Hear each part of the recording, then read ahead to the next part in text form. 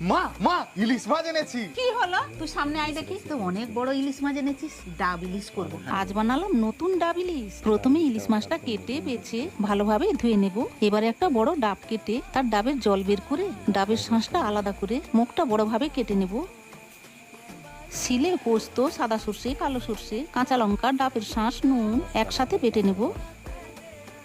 একটা পাত্রে মশলা বাটাটা নিয়ে নুন, হলুদ, লঙ্কা গুঁড়ো, চিনি এবং সর্ষের তেল দিয়ে ভালোভাবে মিশিয়ে ইলিশ মাছটা দিয়ে ম্যারিনেট করে রেখে দেবো 1 ঘন্টা। ডাবের মধ্যে ইলিশ মাছটা দিয়ে অল্প ডাবের জল দিয়ে মশলা ধোয়া জলটা দিয়ে আটা দিয়ে ভালোভাবে ডাবের মুখটা সিল করে 30 থেকে 35 মিনিট মাঝারি আঁচে বসিয়ে দিলেই রেডি ডাব ইলিশ।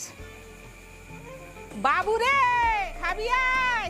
গরম ভাত বাড়ুন। এই নতুন ডাব ইলিশের ঢাকনা খুলে গরম গরম ইলিশ মাছ বের করে গরম ভাতের সাথে পরিবেশন করুন। দারুণ।